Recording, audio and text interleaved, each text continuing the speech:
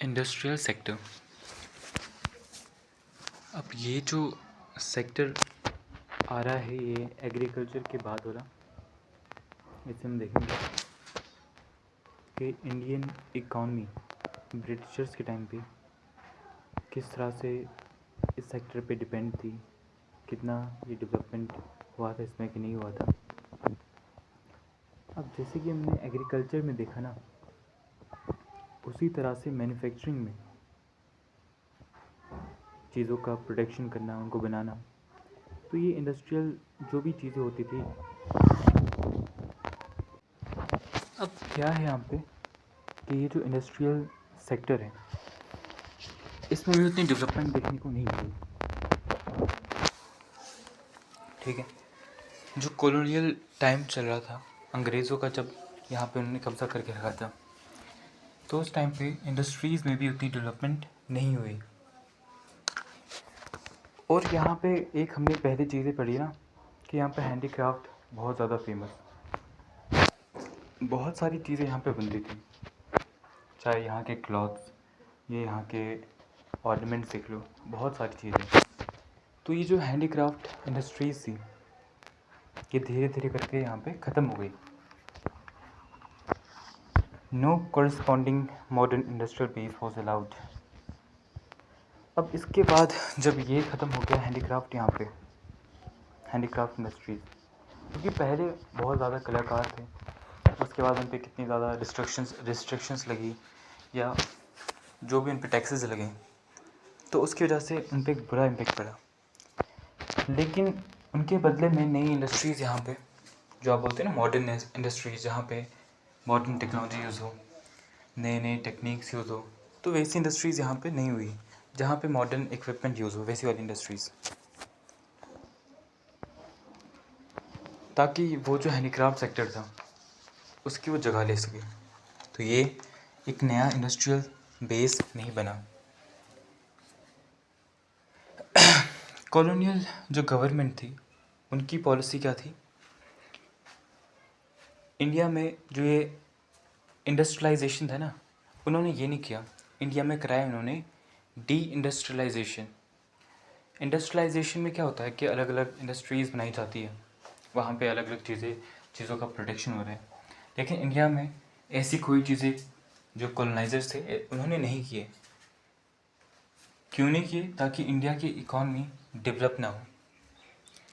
पहला इंटेंशन उनका ये था कि रॉ मटेरियल इंडिया से वो लें और अपनी जो भी इंडस्ट्रीज़ है वहाँ पे ब्रिटेन में, उनको रॉ मटेरियल यूज़ करके वहाँ पे चीज़ें बनाएं। सेकंड रीज़न ये था कि इंडिया वहाँ पे ये क्या देख रहे थे, इंडिया को एज ए मार्केट देख रहे थे। तो यहाँ पे मार्केट में क्या करना चाहते थे, अपना सामान जो वहाँ पे ब्रिटिश में बनाते, अपने ब्रिटेन में बनाते, उसको यहाँ पे लाते और यहाँ के लोगों में वो सामान बेचते।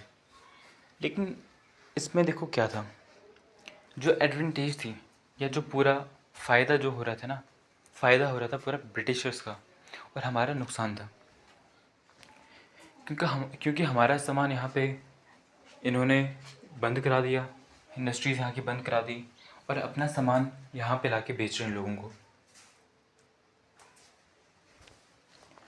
अब एक तो यहाँ पे इंडस्ट्रीज़ जो यहाँ पे लोकल थी, हैंडीक्राफ्ट इंडस्ट्रीज़, उनके ख़त्म होने की वजह से, उनके डिक्लाइन होने की वजह से क्या हुआ, बहुत लोगों का जो रोज़गार था, उनके पास जो एम्प्लॉयमेंट थी ना, वो उनसे छिन गई।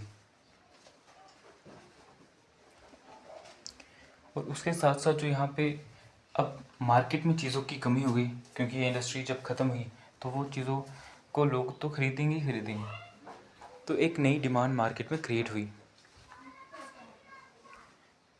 अब यहाँ पे तो कोई चीज़ सामान वहाँ पे बन नहीं रहा है, इंडस्ट्रीज़ ख़त्म हो रही है, तो उस टाइम पे क्या होता है कि अपना ब्रिटेन में जो ब्रिटिशर्स अपना सामान बना रहे थे वहाँ पे इंडस्ट्रीज़ की हेल्प से, तो वो चीप क्वालिटी का जो सामान था वो यहाँ पे लाके लोगों पे बेचते। पहला पार्ट तो इसका ये है। अब बता रहे हैं कि 19th सेंचुरी के सेकंड हाफ में, यानी कि 1850 से 1900 तक, ये जो टाइम पीरियड था ना,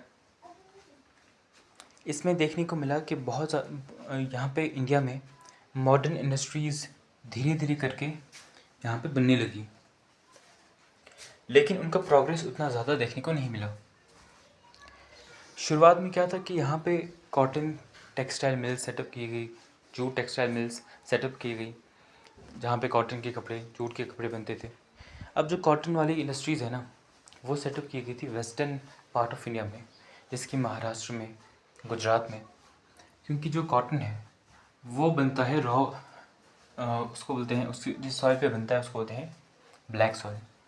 तो ये जो ब्लैक सॉइल है ज़्यादातर इन्हीं एरियाज़ में पाई जाती है, तो वहाँ से कॉटन मिल जाता था इनको और वहीं पे ये इंडस्ट्री सेटअप करते थे। और जो जूट मिल्स थी वो सेटअप की जाती थी बंगाल रीजन में, क्योंकि वहाँ पे रॉ मटेरियल वहाँ पे मिल जाता था।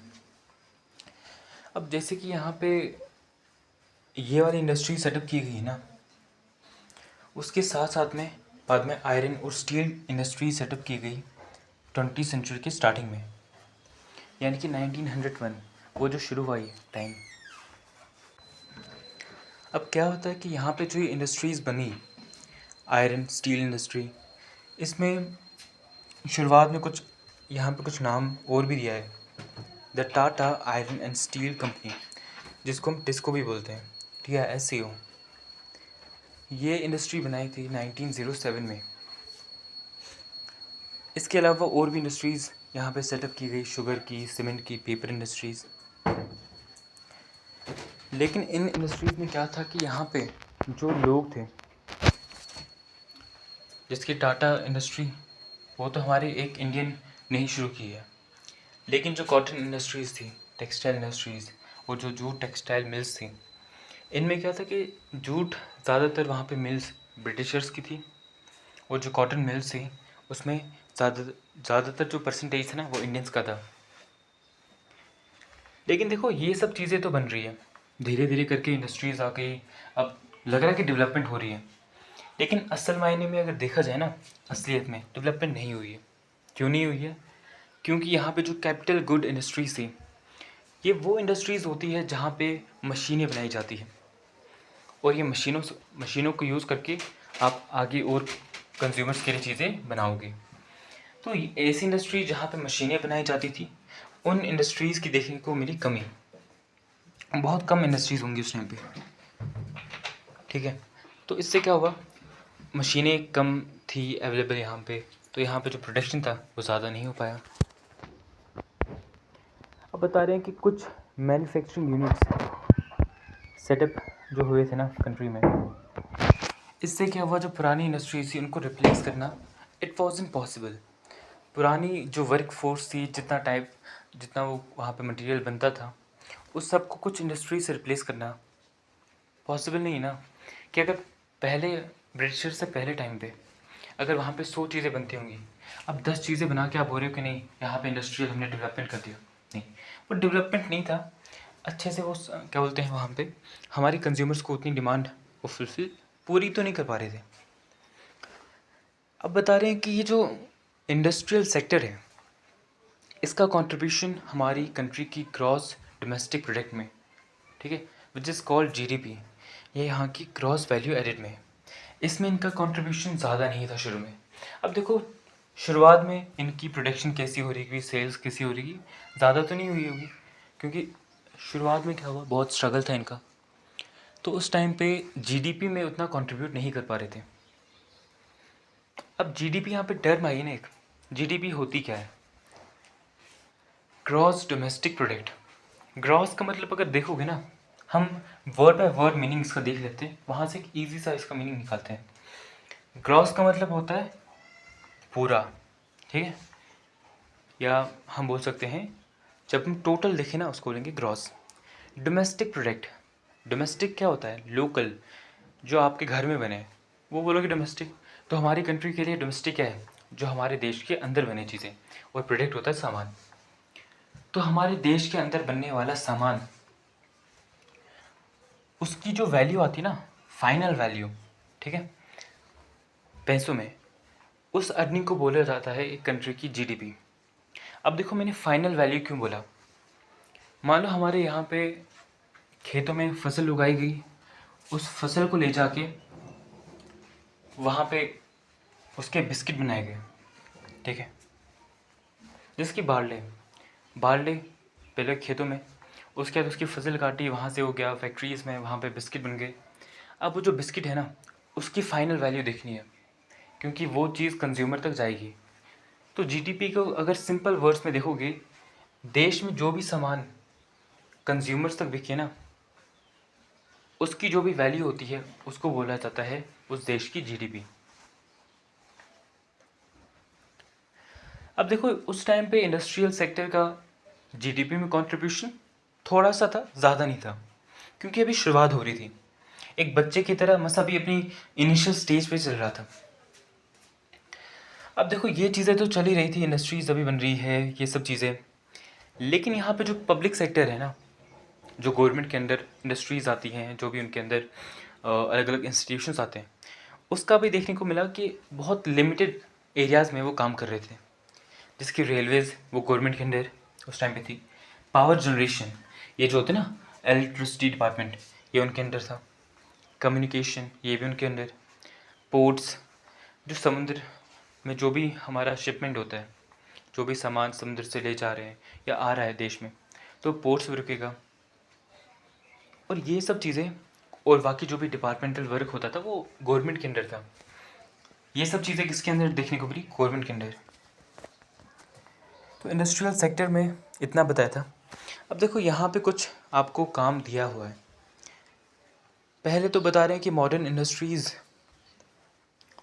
बताओ कहाँ पे सेटअप है इंडिया में और कब सेटअप की गई है, उनका आपको लिस्ट दिखाना है।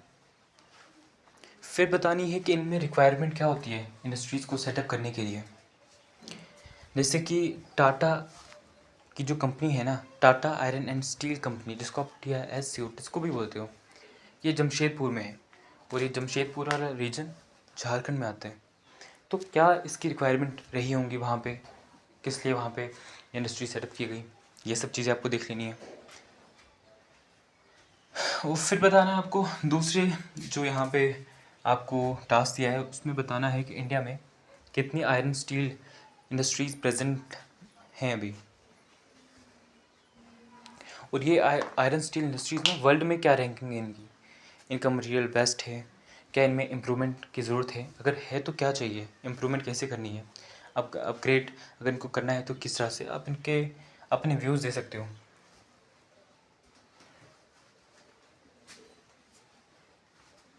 अब देखो एक और यहाँ पे बात बताई है कि बहुत बार ये कहा जाता है कि इंडस्ट्रीज़ ना नेचर के लिए इम्पोर्टेंट नहीं है। नेचर के लिए ना वो इम्पोर्टेंस रखती है, बल्कि नेचर को तो ज़्यादा हार्म ही पहुँचा देती है। तो इस चीज़ में आपका व्यू पॉइंट क्या है वो आप बताओ।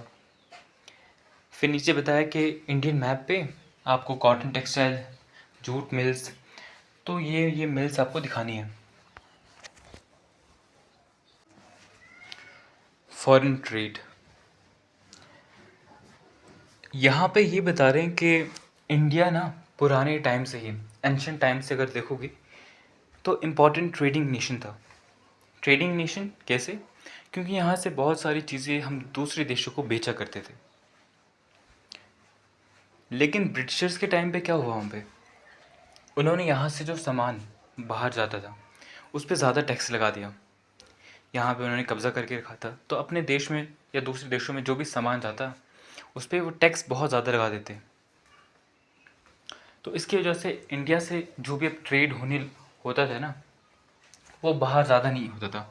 जिसकी यहाँ का जो सामान हम बाहर भेजते थे, बहुत सारे सामान पहले वो अब वैसे नहीं भेजते थे।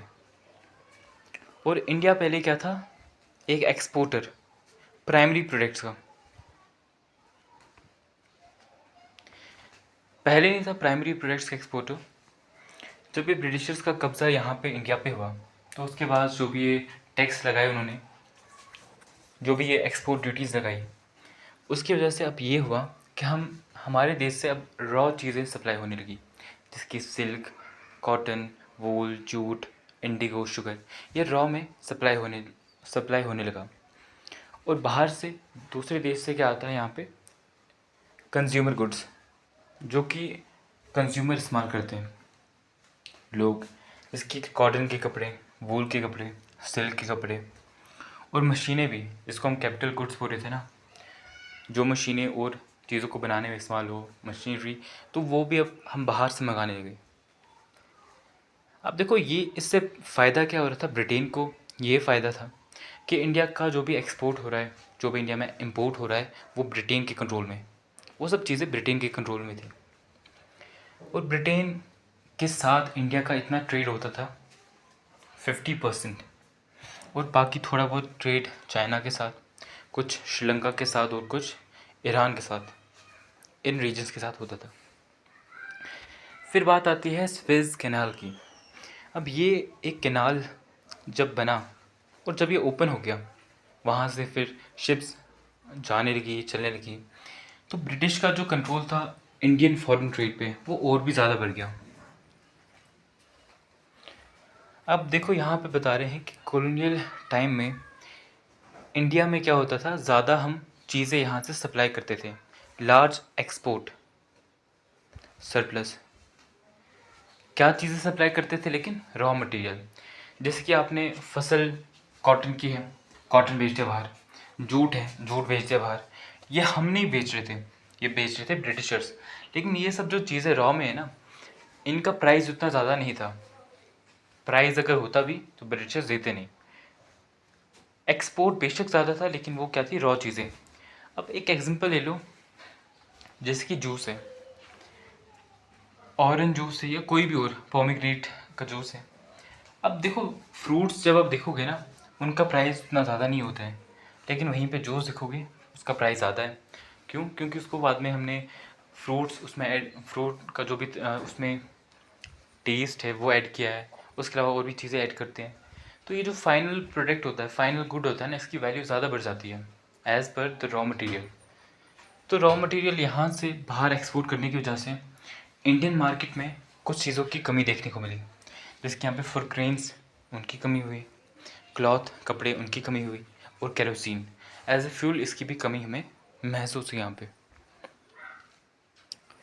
अब देखो इंडिया का एक्सपोर्ट तो हम बहुत ज़्यादा हो रहा था बाहर ब्रिटेन में रॉ मटेरियल का, लेकिन इसका मतलब ये नहीं कि वहाँ से हमें अच्छा खासा पैसा आ रहा था, ना ही सिल्वर ना ही गोल्ड, क्योंकि उस टाइम पे एक्सपोर्ट्स होते हैं तो आज भी देखोगे ना, बहुत जगह पे देखोगे बीच में गोल्ड में एक्सपोर्ट होता है, उसकी करेंसी बाद में पे की जाती है।